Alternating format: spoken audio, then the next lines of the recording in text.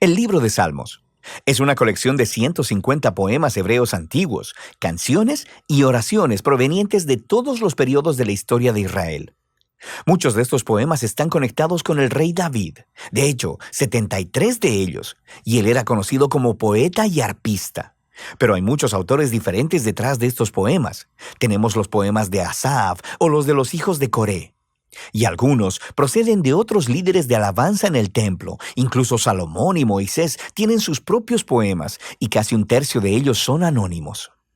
Ahora, muchos de estos poemas fueron utilizados por los coros que cantaban en el templo de Israel, pero el libro de Salmos en realidad no es un himnario.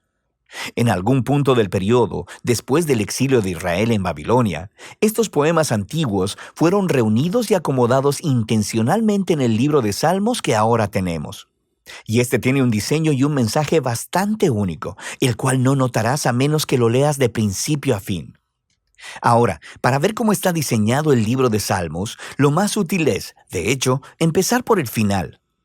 El libro concluye con 5 poemas de adoración al Dios de Israel, y cada uno comienza y termina con la palabra aleluya, que es una orden en hebreo para decirle a un grupo de personas que adoren a Yah, la versión corta del nombre divino Yahweh. Ese es un arreglo de 5 partes realmente bonito, y parece que alguien nos está dando aquí una conclusión para el libro. Así que nos invita a hacer la pregunta, ¿tiene el libro otras señales de diseño intencional? Si prestas atención a los títulos de los poemas, notarás que en 5 lugares los traductores de tu Biblia pusieron los títulos Libro 1, Libro 2, Libro 3, 4 y 5 en varios puntos. Y estos dividen el libro de Salmos en 5 grandes secciones.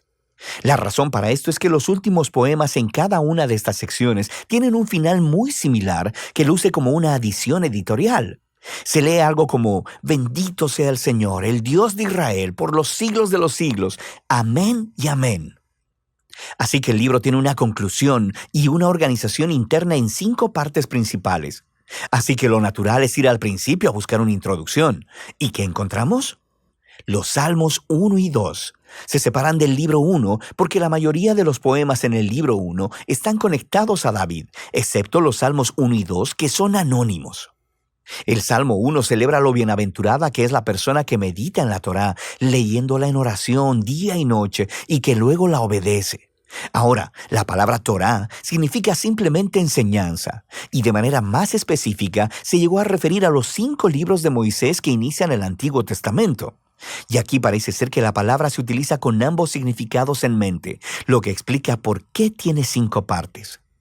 El libro de los Salmos se ofrece como una nueva Torá que enseñará al pueblo de Dios la práctica de la oración durante toda su vida, al mismo tiempo que procuran obedecer los mandamientos de Dios entregados en la primera Torá.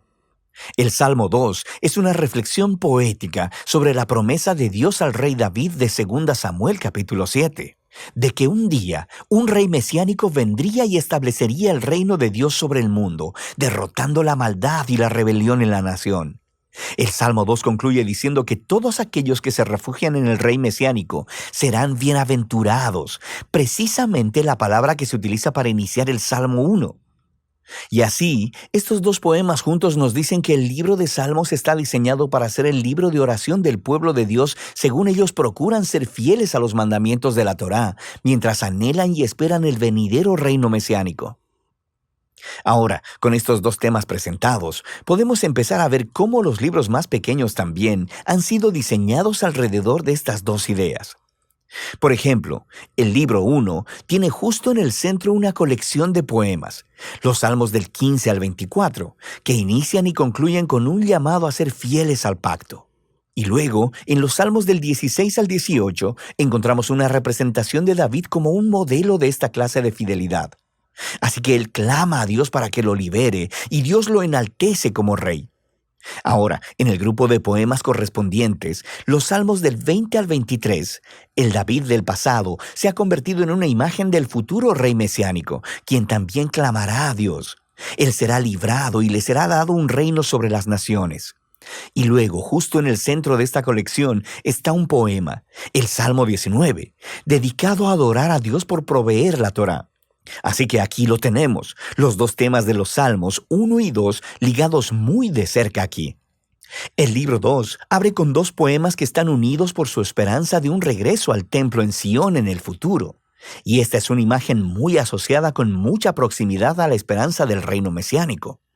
Luego, el libro 2 cierra con un poema que representa el futuro reino del rey mesiánico sobre toda la nación. Este poema es realmente asombroso porque hace eco de todos estos otros pasajes de los profetas acerca del reino mesiánico.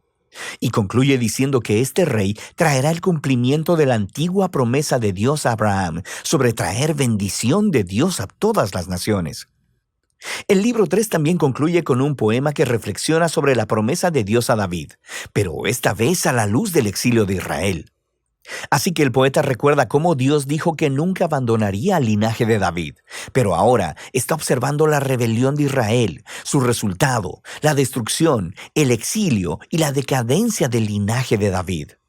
Así que el poeta termina pidiéndole a Dios que nunca olvide su promesa a David. El libro 4 está diseñado a responder a esta crisis del exilio. Así que el poema inicial nos regresa a las raíces de Israel con la oración de Moisés, y el autor hace lo que Moisés hizo en el monte Sinaí después del incidente del becerro de oro: clamar al Señor por su misericordia. El centro del libro 4 está dominado por un grupo de poemas que anuncian que el Señor, el Dios de Israel, gobierna como el verdadero Rey del mundo, y que toda la creación, los árboles, las montañas y los ríos son convocados para celebrar ese día futuro en el que Dios traerá su justicia y su reino sobre todo el mundo. Son convocados para celebrar ese día futuro en el que Dios traerá su justicia y su reino sobre todo el mundo. El libro 5 abre con una serie de poemas que afirman que Dios escucha el clamor de su pueblo y que un día enviará a su futuro rey para derrotar la maldad y traer el reino de Dios. Este libro también contiene dos colecciones más grandes, una llamada Hallel y otra llamada Cánticos Graduales. Cada una de estas colecciones concluye con un poema sobre el futuro reino mesiánico. Y estas dos colecciones, al unísono, sostienen la esperanza de una acción futura, similar al Éxodo, en el que Dios redimirá a su pueblo. Y luego, justo en medio de ellos, está el Salmo 119, el poema más largo del libro. Es un poema alfabético. Cada línea comienza con una nueva letra del alfabeto hebreo y explora el maravilloso regalo de la Torá como la palabra de Dios para su pueblo. Así que aquí lo tenemos. Los temas del Salmo 1 y 2, Torá y Mesías, combinados juntos en el libro 5, lo que nos lleva de vuelta a esa conclusión de los 5 poemas. En el poema central, el Salmo 148, toda la creación es convocada para adorar al Dios de Israel, porque, citando textualmente, Él ha exaltado un cuerno para su pueblo. El cuerno es una metáfora de un cuerno de toro levantado en señal de victoria. Y esta imagen hace eco de la misma imagen usada en el cántico de Ana en Samuel capítulo 1, pero también al Salmo 132. El cuerno es un símbolo del futuro rey mesiánico y de su victoria sobre el mal, y es una conclusión apropiada para este asombroso libro. Ahora, aquí hay otra cosa que probablemente pasarás de largo si no lees el libro en orden. Hay muchas clases de poemas diferentes en el libro de Salmos, pero todos, básicamente, caen en dos grandes categorías: poemas de lamento o de alabanza. Los poemas de lamento expresan dolor, confusión y enojo acerca de lo horrible que es el mundo y lo horrible que son las cosas que le están sucediendo al poeta. Así que estos poemas llaman la atención a lo que está mal en el mundo y le piden a Dios que haga algo al respecto.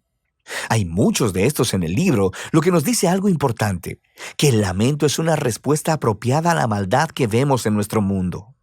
Pero lo que notarás es que los poemas de lamento predominan en la primera parte del libro, en los libros del 1 al 3, pero pon atención, porque en ocasiones también encontrarás salmos de alabanza.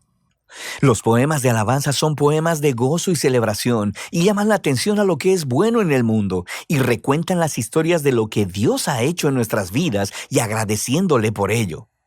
En los libros 4 y 5 notarás que los poemas de alabanza son más que los poemas de lamento, y todo culmina en esa conclusión de aleluyas en 5 partes. Este cambio de lamento a alabanza es profundo y nos dice algo acerca de la naturaleza de la oración, mientras esperamos por el rey mesiánico como el libro nos enseña a hacer. Esto creará tensión para nosotros mientras miramos el trágico estado de nuestro mundo y de nuestras vidas. Así que los salmos nos enseñan a no ignorar el dolor de nuestras vidas, pero también, al mismo tiempo, que la fe bíblica mira hacia adelante, mirando a la promesa del futuro reino mesiánico de Dios. Así que, Torá y Mesías, lamento y alabanza, fe y esperanza. De eso trata el libro de Salmos.